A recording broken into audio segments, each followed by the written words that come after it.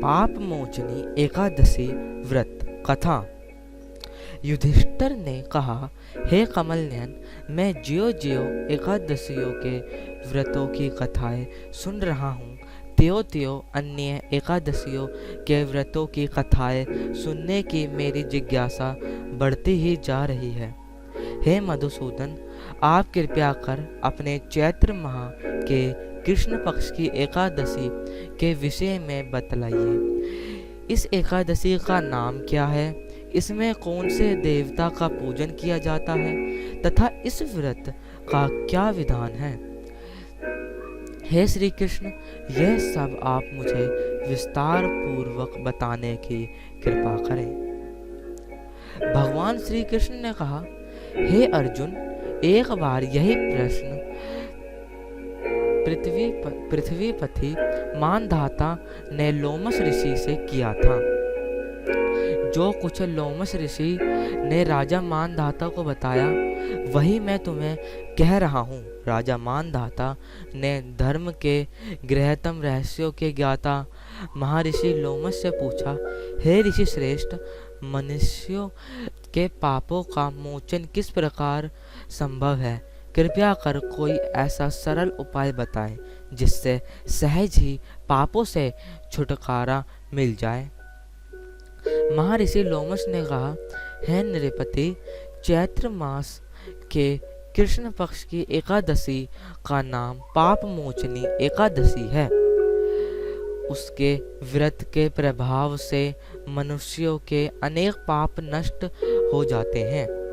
मैं तुम्हें इस व्रत की कथा सुनाता हूँ, ध्यान पूर्वक श्रवण करो। प्राचीन समय में चैत्र रथ नामक एक वन था।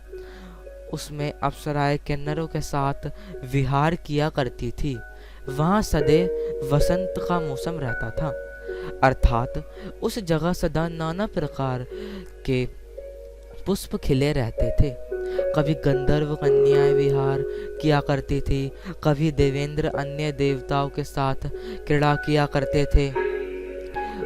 उसी वन में मेधावी नाम के एक ऋषि भी तपस्या में लीन रहते थे। वह शिव भक्त थे। एक दिन मंजू धोषा नामक एक अप्सरा ने उनको मोहित कर उनकी निकटता का लाभ उठाने की चेष्टा की। इसलिए वह कुछ दूरी पर बैठ वीणा बजाकर मधुर स्वर में गाने लगी।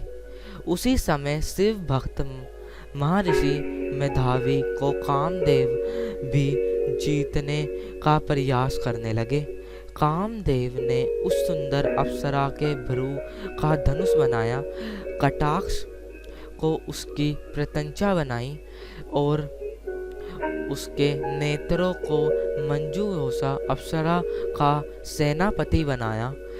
इस तरह कामदेव अपने शत्रु भक्त को जीतने को तैयार हुआ। उस समय महर्षि मेधावी भी युवा अवस्था में थे और काफी हष्टपुष्ट थे।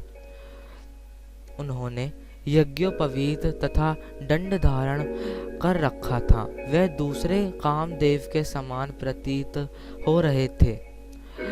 उस मुनि को देखकर कामदेव के वश में नहीं मंजू धोषा के धीरे धीरे मधुर वीणा वाणी से वीणा पर गायन शुरू किया तो महर्षि मेधावी भी मंजू घोषा के मधुर गाने तथा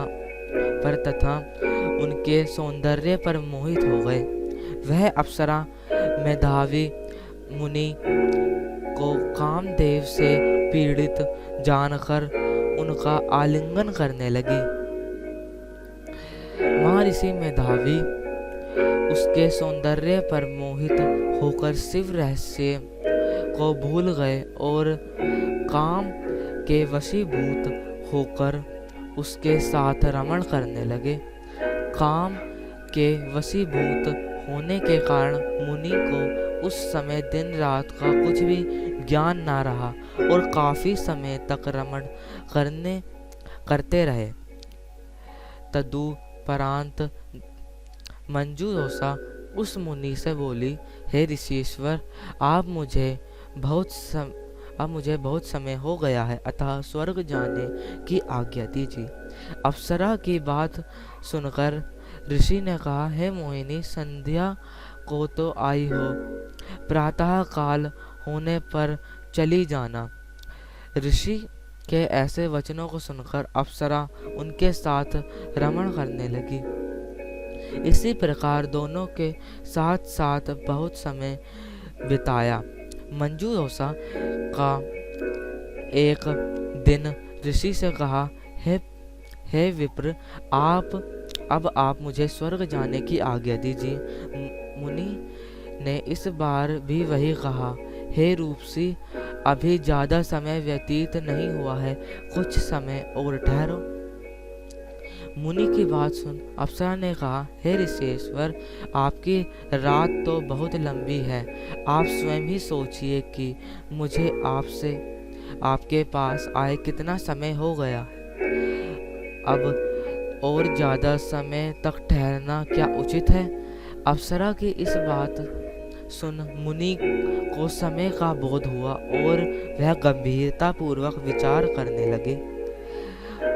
जब उन्हें समय का ज्ञान हुआ और उन्होंने रमण करते 57 वर्ष व्यतीत हो चुके हैं, अब उस अप्सरा को वह काल रूप समझने लगे।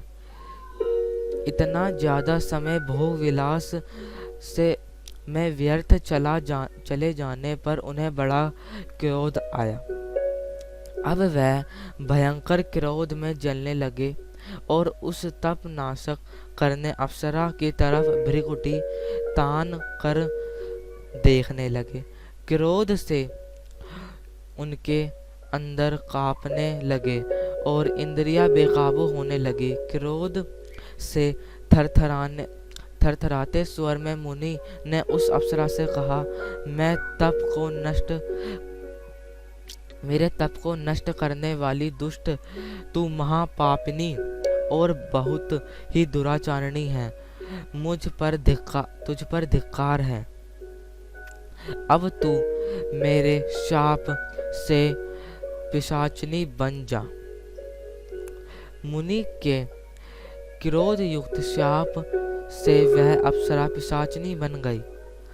यह देख वह व्यथित होकर बोली, हे ऋषेश्वर, अब मुझ पर क्रोध त्याग कर प्रसन्न होइए और कृपया करके बताइए कि इस शाप का निवारण किस प्रकार होगा। विद्वानों ने कहा, साधुओं की संगत अच्छा फल देने वाली होती है और आपके साथ तो मेरे बहुत वर्ष व्यतीत है, अतः आप मुझ पर प्रसन्न हो जाइए, अन्यथा लोग कहेंगे कि एक पुण्य आत्मा के साथ रहने पर मंजूषा को पिशाचनी बनना पड़ा। मंजूषा की इस बात सुनकर मुनि को अपने क्रोध पर अत्यंत गिलानी हुई तथा ही अपनी अपकीर्ति का भय भी हुआ। अतः पिशाचनी बनी मंजूषा से मुनि ने कहा, तूने मेरा बड़ा बुरा किया है, किंतु फिर भी मैं तुझे इस शाप से मुक्ति का उपाय बतलाता हूँ। चैत्र मास के कृष्ण पक्ष की जो एकादशी है, उसका नाम पाप मोचनी है। उस एकादशी का उपवास करने से तेरी पिशाचनी की देह से मुक्त हो जाएगी। ऐसा कहकर मुनि को उनके व्रत का सब विधान समझा दिया। फिर अपने पापों का प्रायश्चित करने के लिए वे अपने पिता च्यवन ऋषि के पास गए। च्यवन ऋषि ने पुत्र मेधावी को देख के कहा, है पुत्र, ऐसा क्या किया है तूने जो तेरे सभी तप नष्ट हो गए हैं, जिससे तुम्हारे समस्त तेज मलिन हो गया है। मेधावी मुनि ने लज्जा से अपना सिर झुकाकर कहा, पिताश्री, मैंने एक अप्सरा से रमण करके बहुत बड़ा पाप किया।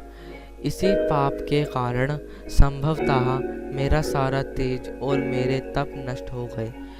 कृपया करके आप इस पाप से छूटने का उपाय बतलाइए। ऋषि ने कहा, हे पुत्र, तुम चैत्र माह के कृष्ण पक्ष की पाप मोचनी एकादशी की का विधि तथा भक्ति पूर्वक उपवास करो, इससे तुम्हारे सभी पाप नष्ट हो जाएंगे। अपने पिता चमन ऋषि के वचनों को सुनकर मेधावी ऋषि ने पाप मोचनी एकादशी का विधि पूर्वक व्रत किया। इसके प्रभाव से उनके सभी पाप नष्ट हो गए। मंजू दोषा अप्सरा भी पाप मोचनी एकादशी का उपवास करके ही पिशाचिनी की देह से छूट गई और पुनः अपना सुंदर रूप धारण कर स्वर्ग लोक चली गई। लोमस मुनि ने कहा है, राजन, इस पाप मोचनी एकादशी के प्रभाव से समस्त पाप नष्ट हो जाते हैं। इस एकादशी की व्रत के श्रवण व पाठन से 1000 गोदान करने का फल प्राप्त होता है।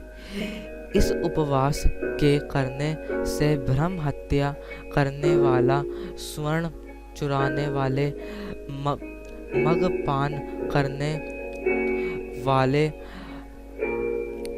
अगमज्ञा गमन करने वाले आदि भयंकर पाप भी नष्ट हो जाते हैं और अंत में स्वर्ग लोक की प्राप्ति होती है।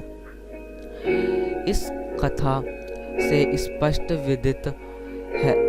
विदित है कि शारीरिक आकर्षक ज्यादा समय तक नहीं रहता।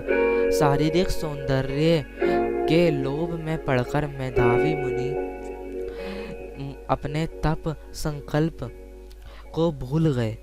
यह भयंकर पाप माना जाता है, परंतु भगवान हरि की पाप मोचनी शक्ति इस भयंकर पाप कर्म से सहज ही मुक्ति दिलाने में सक्षम है।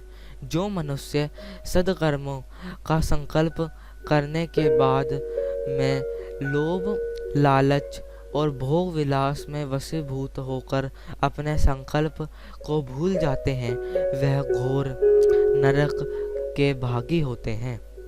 नमस्कार।